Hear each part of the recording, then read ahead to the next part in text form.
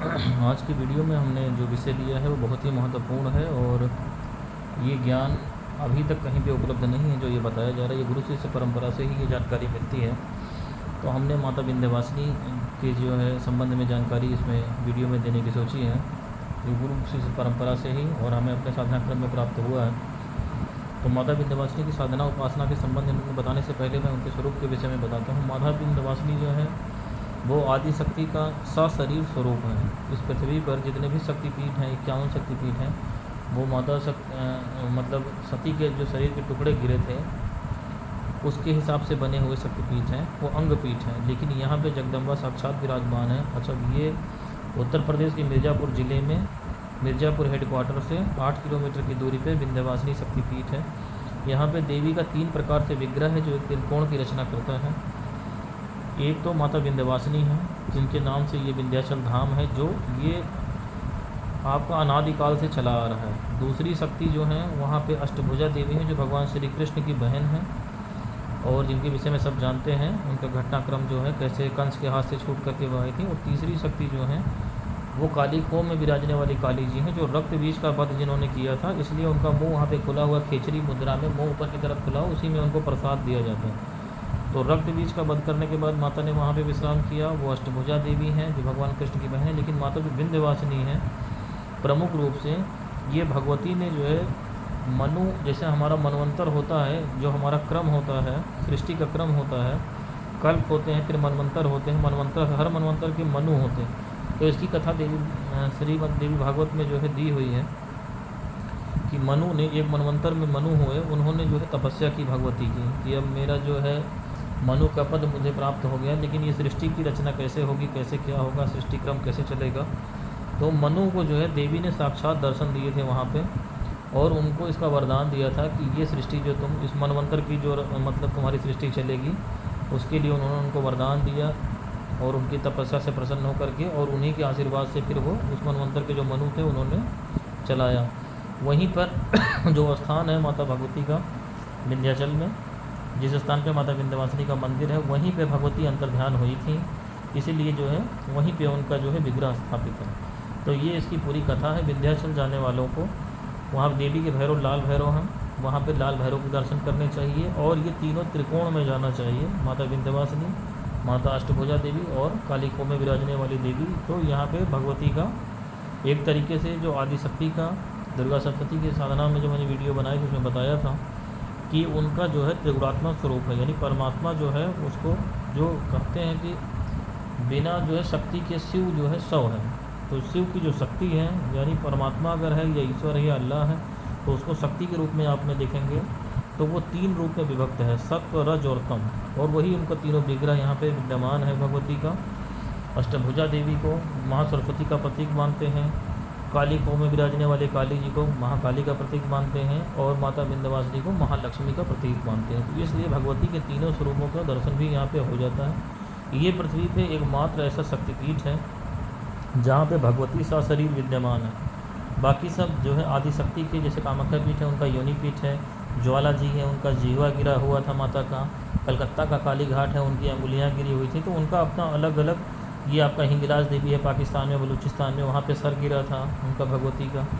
तो ये उनके जो है विशेष कार्यों के लिए है, जैसे वो अघोरियों का है बलूचिस्तान का जो है शक्तिपीठ, कामाख्या देवी सभी प्रकार के तंत्र विद्या का है, लेकिन यहाँ पे भगवती विद्यमान है, अपने सशरीर विद्यमान है यहाँ पे। तो इस सृष्टि का कोई भी कार्य, कोई भी जायज़ मनोकामना ऐसी नहीं है, ज़िंदगी की कोई ऐसी समस्या नहीं है जो यहाँ से सुलझ नहीं सकती। अब इसके मैं विभिन्न प्रकार के क्रम बताता हूँ। मैंने अपने जीवन में एक घटनाक्रम भी इसका देखा प्रत्यक्ष जो है, जो एक चमत्कार से कम नहीं था। तो पहले मैं वही बताता हूँ आपको कि एक व्यक्ति मेरे पास, ये सन 2020-21 की बात है, पहले लॉकडाउन के बाद आया। वो इतनी बुरी तरीके से तंत्र विद्या में फंस चुका था कि एक नहीं 20 तांत्रिक उसके पीछे पड़े हुए थे, इलाज कराने के उसके पास पैसे नहीं थे। उसके बाद वो सूक्ष्म जगत की शक्तियों के बवाल में बहुत बुरी तरीके से जकड़ा हुआ था और उसकी कहीं न कहीं और समस्याएं, दरगाह मजार से भी कहीं कोई आमिल ओमिल से दुश्मनी हो गई थी। इतनी समस्याओं में था वो, उसके ऊपर कहीं कोई पुलिस रोज़ मुकदमा लिखा रहा था, उसका व्यवसाय बंद हो गया था, वो बर्बाद था, दाम्पत्य जीवन उसका बर्बाद हो गया था, चारों तरफ से वो व्यक्ति मतलब आत्महत्या करने की स्थिति में था, कुछ बचा नहीं था। ये स्थिति थी, उसके पास पैसे रुपए के सारे स्रोत बंद हो चुके थे।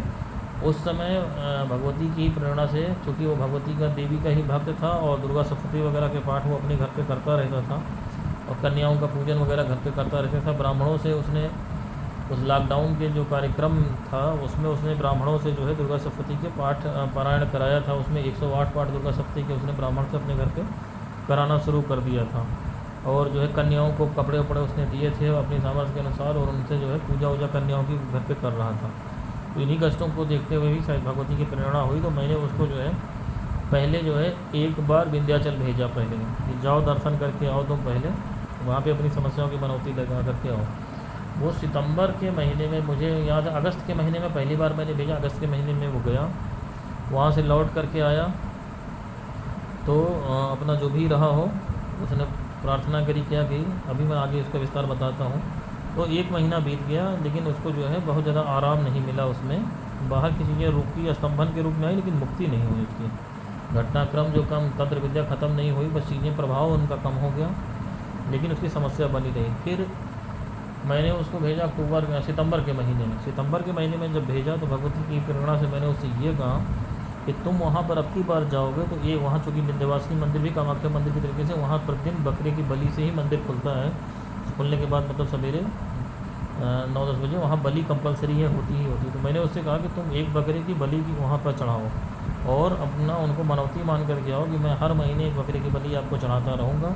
मेरा जितना भी बवाल है ये सूर्य जगत का, तंत्र विद्या का और दुनियावी खुराफात, दाम्पत्य जीवन, सब कुछ A to Z खत्म हो जाए।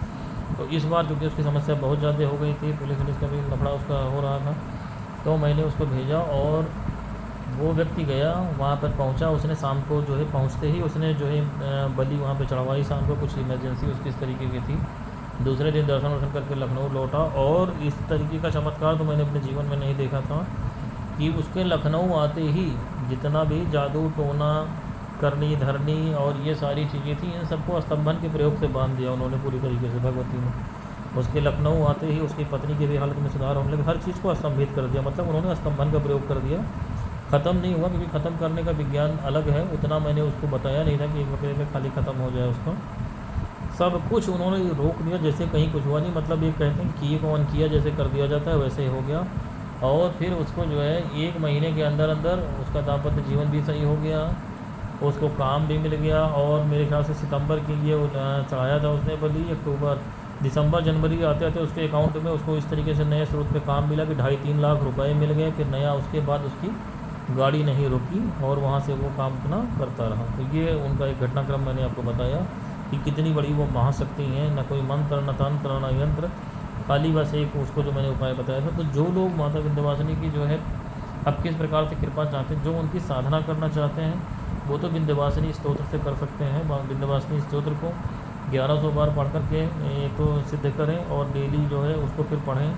एक क्रम ये है कि 9 बार उसको डेली पढ़ें और 1100 बार पढ़ के सिद्धि करें। तो ये सामान्य उनकी उपासना साधना क्रम में आएगा कि उनकी कृपा आपको एक मिल जाएगी। दूसरा उनके साधना का जो बृहद विधान है वो माता का उनका जो है दुर्गा सप्तशती की साधना है, क्योंकि वो भगवती ही है साक्षात। तो इसलिए उनके लिए दुर्गा सप्तशती का जो उनकी सबसे बड़ी साधना वो यही कि दुर्गा सप्तशती का पाठ माता विंध्यवासिनी के समर्पित करते हुए आप करें।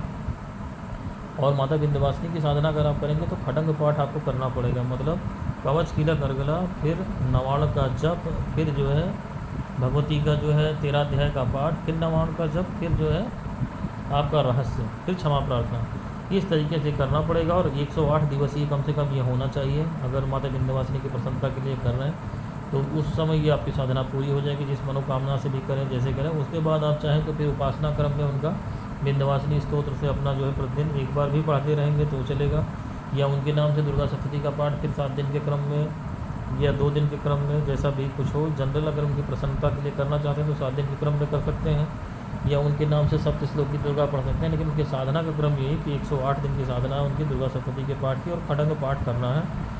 ये माता का जो है सबसे बड़ा साधना विधान है। फिर कोई भी काम असाध्य नहीं है, चाहे जितनी बड़ी समस्या आपकी हो, अगर जायज़ मनोकामना हो तो वो हर हाल में वो समस्या सुलझेगी, उसका समाधान मिलेगा। जहाँ से आपका वो काम बन सकता है वो रास्ता मिल जाएगा, डायरेक्ट दूर होने लगा तो डायरेक्ट दूर हो जाएगा। ये उनका जो है प्रयोग है। और जो लोग कुछ विशेष चाहते हैं, विशेष काम चाहते हैं, तो ये तरीका उनको मैंने बताया बकरे की बलि वाला।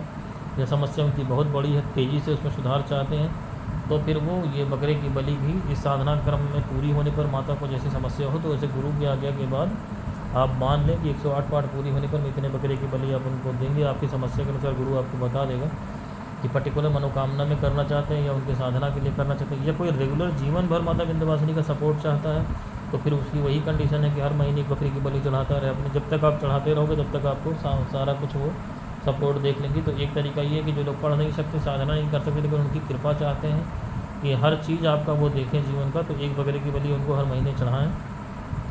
तो ये अलग विधान हुआ।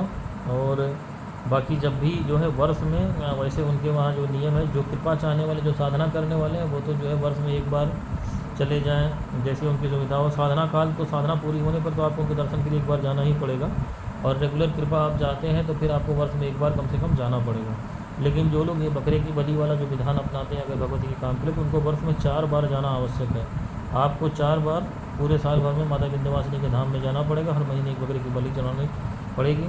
जीवन का कोई ऐसा आपका आयाम या क्षेत्र नहीं है आपके सर पे कि उनका हाथ नहीं रहेगा या वो आपका देखेंगे नहीं या आपका कुछ बिगड़ जाएगा, और जहाँ जो करना है निरंतर मार्गदर्शन रहेगा। तो ये माता विंध्यवासिनी के विषय में सबसे गूढ़ जानकारी थी, जो ऐसे पब्लिक प्लेटफॉर्म पे नहीं दी जा सकती। माता की ही आज्ञा लेकर के आज मैंने ये आपको जो है जानकारी दी है, और इसको किसी भी अयोग्य व्यक्ति को ना दें और कोई बुरी कामना लेकर के जाए नहीं, क्योंकि माता विंध्यवासिनी बहुत उग्र शक्ति हैं, उनका तुरंत प्रभाव है। मैंने आपको वीडियो में बताया भी, अगर कोई गलत मनोकामना ले करके या किसी का अहित करने के लिए वहाँ कोई गया इस तरीके का, तो समझ लीजिए कि माता की जो है दंडात्मक कार्रवाई भी मैंने देखी है। उनके मन में कोई दया नहीं है, क्योंकि वो मन से मुक्त हैं, सीधे सीधे नियम पे चलने वाली शक्ति हैं। तो आपका अहित जो हो जाएगा उसमें दुनिया की कोई शक्ति उसको ठीक नहीं कर सकती है। इसलिए जो है कहीं कोई गलती ना करें। और अगर ये कोई एक क्रम अपनाता है बकरे की बलि वाला जो मैंने बताया है, तो स्पष्ट माता से आप प्रार्थना कर लें कि जब तक मैं आपको बकरे की बलि देता रहूं तब तक आपकी सहायता जारी रहे। अगर मैं किसी कारण से ना दे पाऊँ तो वहाँ फिर सहायता बंद हो जाए, लेकिन दंडनीय कार्रवाई मेरे ऊपर ना हो। ऐसा ना हो कि आप कह रहे कि मैं बकरे की बलि चढ़ाता रहूँगा, 6 महीने बाद आप भूल गए तो या नहीं दे पाए, तो वहाँ पर आपके ऊपर दंडात्मक कार्रवाई हो जाएगी, और फिर आपको जितना फ़ायदा नहीं उससे बहुत ज़्यादा नुकसान हो जाएगा। तो इसलिए जितनी आपकी सामर्थ्य हो तब तक का मानिए और अपनी मनोकामना पूरी करिए उसमें। और जो लोग साधना करना चाहते हैं माता की, उसमें बलि की कोई कैद नहीं है, फिर वो अपना जो है सात्विक वहाँ नारियल उरियल जब जाएँ तो अपना चढ़ा दें। तो ये दोनों आपको मैंने सात्विक तामसिक विधान बताए। और इससे ज़्यादा जो है और कुछ किसी को पूछना हो तो हमारे व्हाट्सअप नंबर पे या कमेंट बॉक्स में आप पूछ सकते हैं। आज के लिए इतना ही।